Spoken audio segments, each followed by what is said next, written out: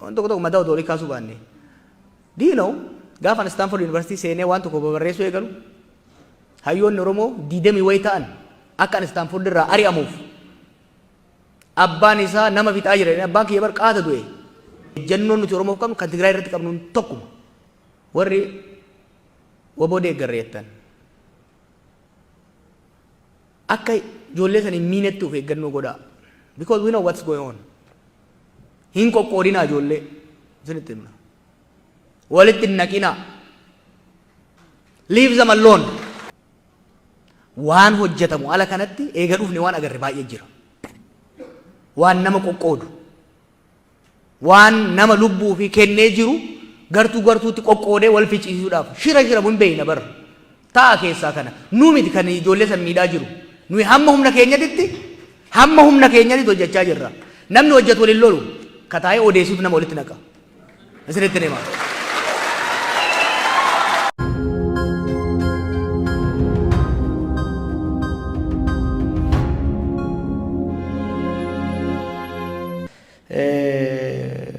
Jawar ummata Oromoo dhagaye ka jetteef nan dhagaya bar sis nan dhagaya kaffallaa keetis jiru nan dhagaya ofis nan dhagaya garuu waan si gammachiisu sitti himuun kaatiyattus dhagaye ka ummanni biraa jedhus dhagaye waan hin barnootaan qabu waan hin muuxannoon qabu laaleetiin madaalchisee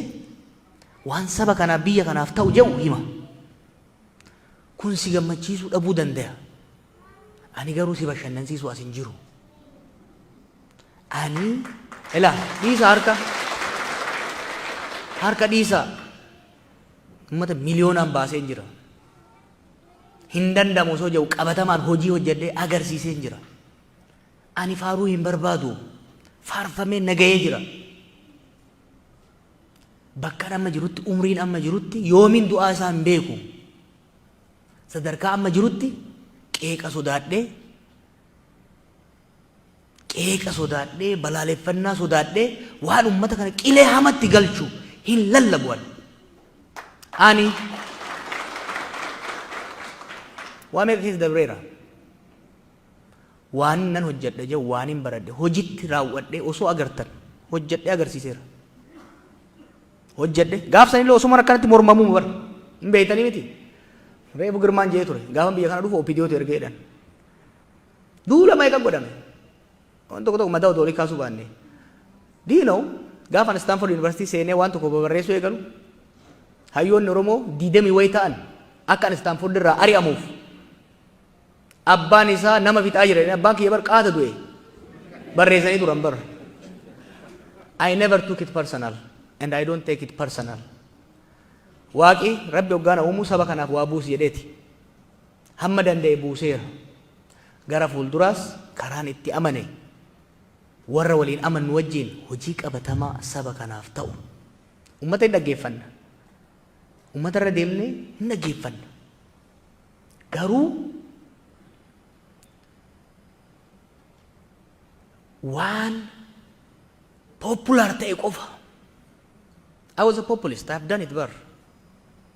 I know how to do it halli qabatamaan Oromoo fi Itoophiyaan keessa jirtu garuu populizimiin hin hojjetu populizimiin abiyyiin bakka geessi agartanii jirtan I will tell you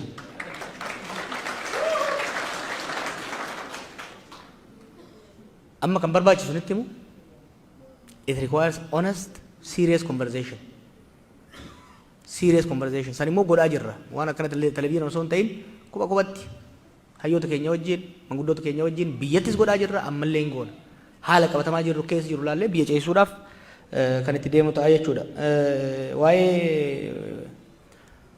walabummaa Oromiyaa irratti yeroo tokko waan hogganni birallee hin jedhin jettu bar hogganni Oromoo Oromiyaa hin foottoisinaa Itoophiyaa hin diigna jedhu hin jiru waan saba keenyatti diina guuruu hin dubbatina rabbii jedhaati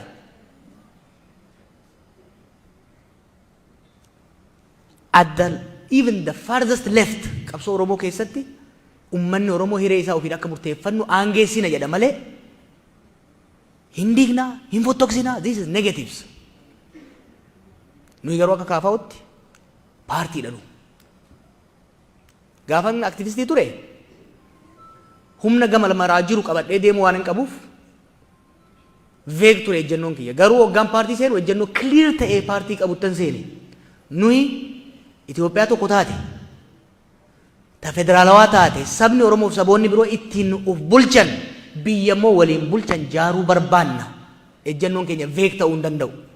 kan hoggaa jennu garuu ummataa murteessinee humnaan irratti feena miti yaada faallaa jiru sun bilisummaa qabaachuu qaba kabajamuu qaba ejjennoon nuti Oromoof qabnu kan Tigraay irratti qabnu tokkuma biyya Itoophiyaatiif sablammoota Itoophiyaatiif wanti gaariin sirna federaalawaa dimokiraatawaa ta'e ka sablammoonni itti of bulchan jaaruu jenneeti kan amannu jechuudha ka maaliif tuur kana yeroo ammaa gootan rakkannee bara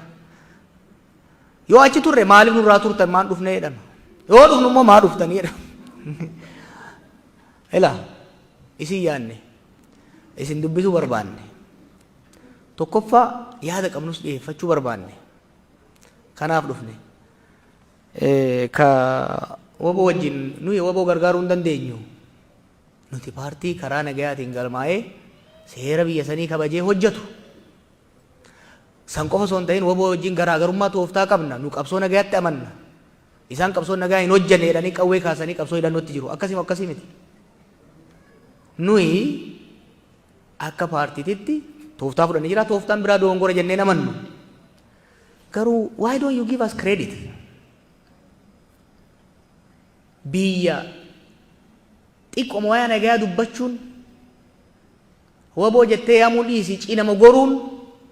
nama ficcisiisu keessatti nuyi bar paartiin keenya bar koongirasii taa'eeti ejjennoo tokkoon wanni shanee jedhamu hin jiru waraana bilisummaa Oromoo malee jenne barnu where you san qofa miti bar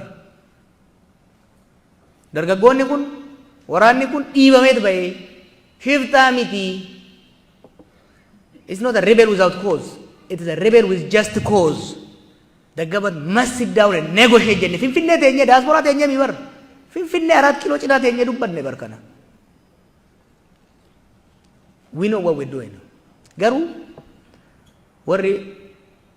waboo deeggarreettan akka ijoollee san hin miinetti of eeggannoo godhaa because we know what's going on hin qoqqoodinaa ijoollee isinitti himna walitti hin naqinaa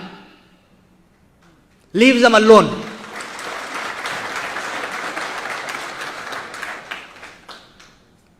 do I have to say the details no waan hojjetamu ala kanatti eega dhufne waan agarre baay'ee jira waan nama qoqqoodu waan nama lubbuu fi kennee jiru gartuutti qoqqoodee wal ficcisiisuudhaaf shira mun beeyna bar taa keessaa kana nu miti kan ijoollee san miidhaa jiru nuyi hamma humna keenyatti hojjechaa jirra namni hojjetu waliin lolu kataa'ee odeessuuf nama walitti naqa isinitti hima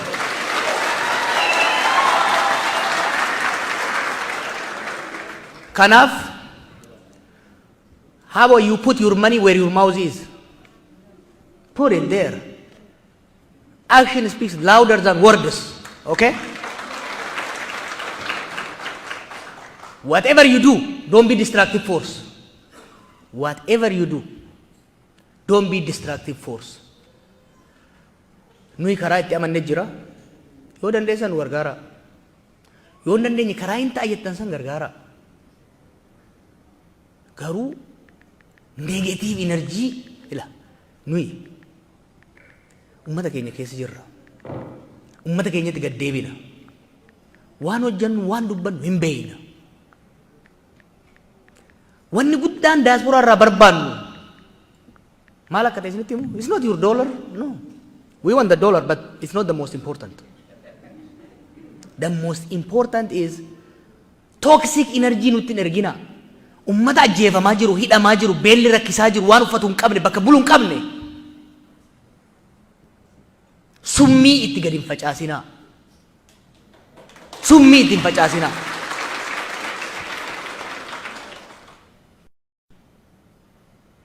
show your love for Oromummaa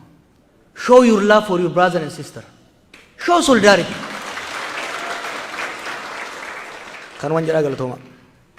Dalam suruh di Jawa, bayangkan. Enggak,